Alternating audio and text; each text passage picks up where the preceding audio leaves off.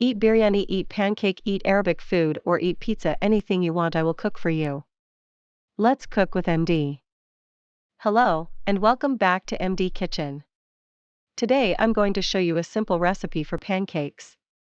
Let's start with the ingredients. Here we go. 100 grams of plain flour. 2 large eggs. 300 milliliters of milk. 1 tablespoon of sunflower oil. First, put all the ingredients into a bowl, then whisk them into a smooth batter.